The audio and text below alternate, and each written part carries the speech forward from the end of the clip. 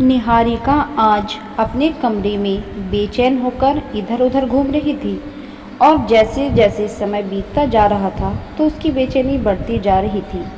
कभी कभी वह सोचती आज शाम ही नहीं होती और कभी यह सोचती कि आज सूरज ऑफिस के काम से कहीं टूर पर चले जाते तो कितना अच्छा होता। उसकी सोच पर कोई लगाम ही नहीं थी।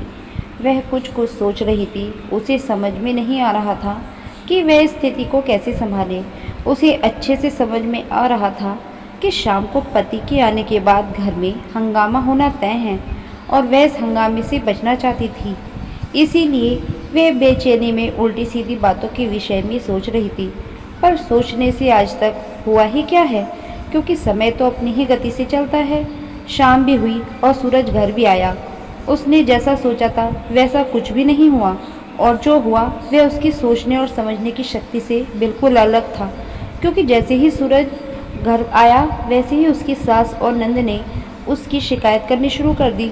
सूरज ने अपनी माँ से केवल इतना ही कहा कि ठीक है, मैं देखता हूँ और उससे पूछता हूँ कि आखिर उसने ऐसा क्यों किया। आखिर उसे कुछ तो सोचना चाहिए था कि आप उसकी सास हैं, उसे आपके साथ इस तरह बदतमीजी नहीं करनी चाहिए थी। और यह कहकर वह अपने कमरे में चला गया। उसकी यह बात सुनकर उसकी माँ बहुत खुश हुई कि चलो आज खूब मज़ा आएगा।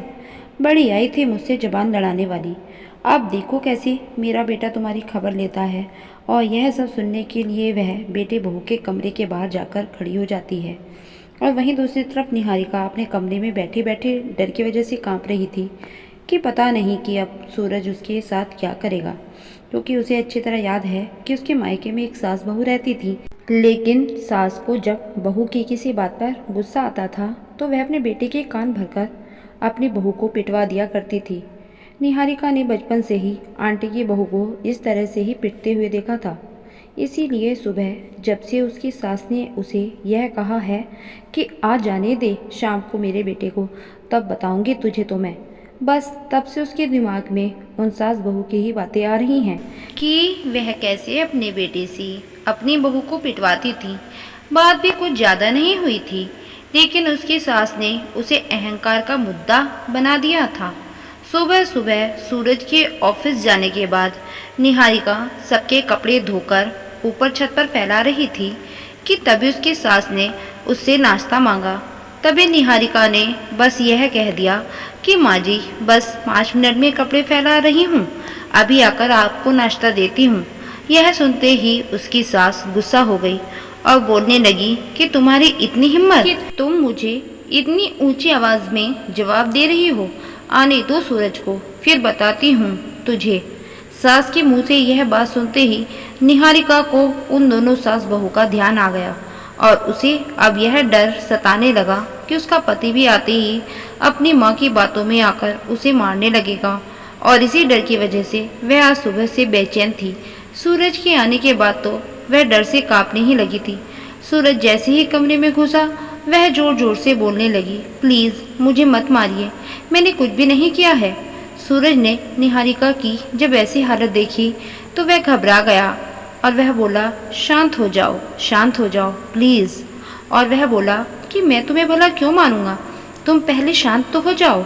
इस तरह जब उसने निहारिका को बहुत समझाया तब कहीं जाकर निहारिका की जान में जान आई। तब वह शांत होकर बोली, आप सच कह रहे हैं कि आप मुझे नहीं मारेंगे। तब सूरज बोला, मैं तुम्हें नहीं मारूंगा, लेकिन तुम ऐसा क्यों बोल रही हो।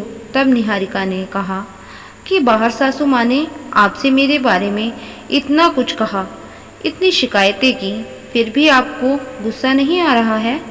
निहारिका को लगा उसे डरा हुआ देखकर वह ऐसा बोल रहे हैं। उसने फिर एक बार पूछा कि आप सच कह रहे हैं क्या, आपको गुस्सा नहीं आया। तब सूरज बोलता है कि नहीं, मुझे गुस्सा नहीं आया।